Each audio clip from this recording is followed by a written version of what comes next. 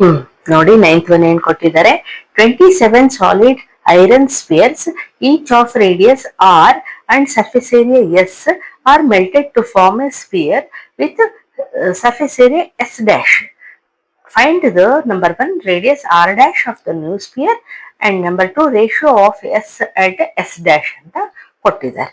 ಅಂದ್ರೆ ನೋಡಿ ಇಲ್ಲಿ 27 ಸಾಲಿಡ್ ಐರನ್ ಸ್ಪಿಯರ್ಸ್ ಅಂದ್ರೆ ಚಿಕ್ಕ ಚಿಕ್ಕ ಚಿಕ್ಕ ಚಿಕ್ಕ ಸ್ಪಿಯರ್ಗಳಿದಾವೆ. ಈ ತರ ಇದಾವೆ, 27 ಇದಾವೆ.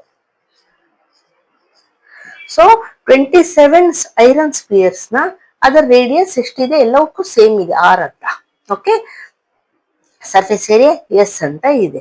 ಅದನ್ನೆಲ್ಲ ಮೆಲ್ಟ್ ಮಾಡಿದ್ದಾರೆ. ಮೆಲ್ಟ್ ಮಾಡಿ to form a new sphere, ಒಂದು ಹೊಸ ಸ್ಪಿಯರ್ ನ ಮಾಡಿದ್ದಾರೆ. ಸೊ ಆ ಈ ಹೊಸ ಸ್ಪಿಯರ್ದು ಸರ್ಫೇಸ್ ಏರಿಯಾ ಏನಿರುತ್ತೆ, ಎಸ್ ಡ್ಯಾಶ್ ಇರುತ್ತೆ ಅಂತ ಕೊಟ್ಟಿದ್ದಾರೆ.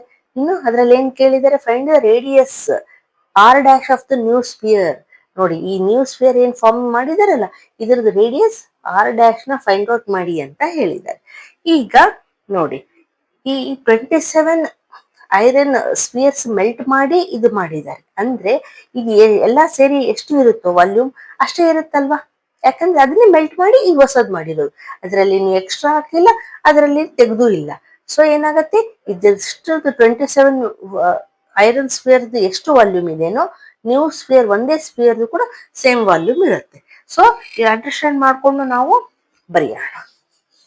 ಈಗ ಬರೀತೀನಿ ನೋಡಿ, volume of new sphere is equals to volume of 27 spheres ಅಲ್ವಾ. ನ್ಯೂ ಸ್ಪಿಯರ್ ಏನ್ ವಾಲ್ಯೂಮ್ ಇದೆ 27, ಎಷ್ಟು ಇರುತ್ತೋ ಅದನ್ನೇ ಮೆಲ್ಟ್ ಮಾಡಿ ಇದನ್ನ ಮಾಡಿರೋದ್ರಿಂದ ಎರಡು ಈಕ್ವಲ್ ಇದೆ ಅಂತ ಅರ್ಥ ಆಯ್ತು. ಈಗ ನಮ್ಗೆ ವಾಲ್ಯೂಮ್ ಆಫ್ ಸ್ಪಿಯರ್ ಫಾರ್ಮುಲಾ ಏನು, 4/3 πr³ ಅಲ್ವಾ. ಸೊ ಇದು ಒಂದೇ ಸ್ಪಿಯರ್ ಇತ್ತು, ಬರೆದ್ವಿ. ಈಗ 27 ಸ್ಪಿಯರ್ಸ್ ಇದೆ ಇಲ್ಲಿ. ಸೊ ಒಂದು ಸ್ಪಿಯರ್ ಏನಿದೆ 4/3 πr³.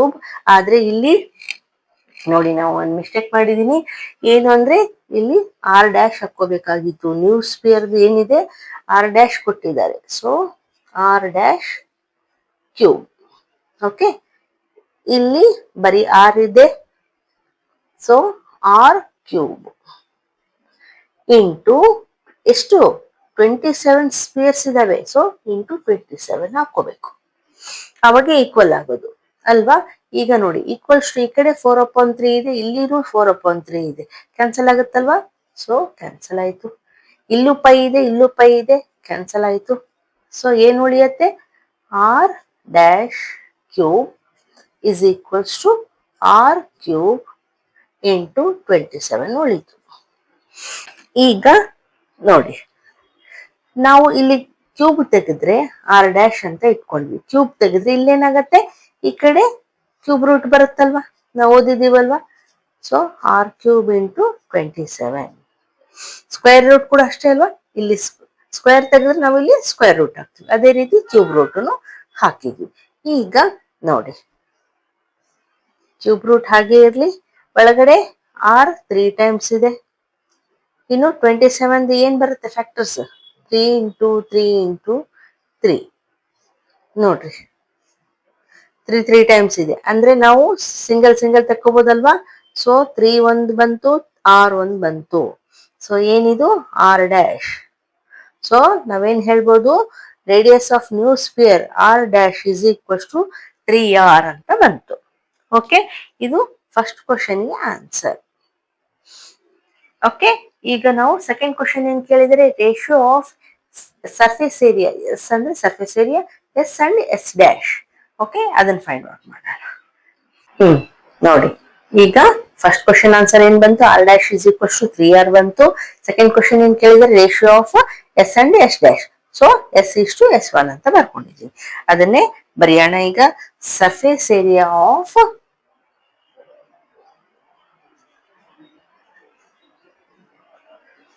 small spheres upon same surface area of new sphere. Okay, is equals to, ಈಗ ಇದನ್ನ ಎಸ್ ಅಂತ ಇಟ್ಕೊಂಡ್ರೆ ಇದು ಎಸ್ ಡ್ಯಾಶ್ ಆಯ್ತು, ಅವರೇ ಕೊಟ್ಟಿದಾರಲ್ವಾ, ಸೊ ಅದಕ್ಕೆ ಈಗ ನೋಡಿ ಫಾರ್ಮುಲಾ ಏನ್ ಬರುತ್ತೆ, 4πr² ಅಲ್ವಾ, surface area of the spear ಏನು 4πr² ಅಪಾನ್ ಈ ನ್ಯೂ ಸ್ಪಿಯರ್ ಏನಿದೆ ರೇಡಿಯಸ್ ನಾವು ಏನ್ ಮಾಡ್ಕೊಂಡಿದೀವಿ r' ಅಂತ ಇಟ್ಕೊಂಡಿದೀವಿ, ಸೊ 4πr² ಅಂತ ಬರಿಬೇಕು.